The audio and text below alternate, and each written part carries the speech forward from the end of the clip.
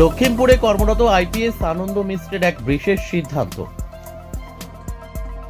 আমাকে জন্মভূমি ডাক দিয়েছে, ঘরের ছেলে ঘরে ফিরে যাব। বাড়িতে গিয়ে মা বাবা ও পরিবারের সাথে থাকব। এখনো পর্যন্ত কোনো প্ল্যানিং করিনি। সময়ে জীবনটাকে যেদিকে নিয়ে যাবে সেদিকেই যাব। দেশমাতৃকার সেবা করার জন্য পুলিশ আরক্ষীতে যোগদান করা লক্ষ্মীপুরের আরক্ষী অধ্যক্ষ আনন্দ মিশ্র গ্রহণ করেছেন অবসর।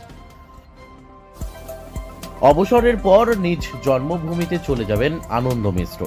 বিহারে গিয়ে নিজ পিতামাতা ও গ্রামের লোকদের সাথে জীবনের বাকি সময়টুকু কাটাবেন বলে জানান আনন্দ মিশ্র।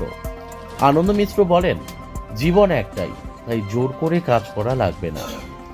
আরক্ষী অধ্যক্ষ আনন্দ মিশ্র অবসর গ্রহণে কারোর প্রতি কোনো অভিমান ও রাগ কিছুই নেই বলে জানান তিনি। জীবনের বাকি সময়টুকু পরিবারের সাথে থেকে কাটানোর জন্য অবসর গ্রহণ করেন আনন্দ মিশ্র।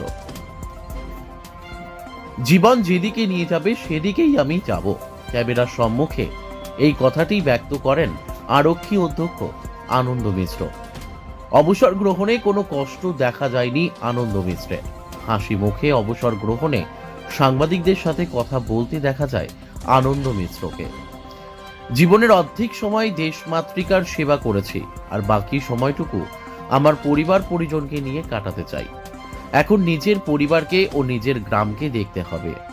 দেশমাতৃকার সেবা করার জন্য পুলিশ আরক্ষীতে যোগদান করা লক্ষ্মীপুরের আরক্ষী অধ্যক্ষ আনন্দ মিশ্র গ্রহণ করেছেন অবসর।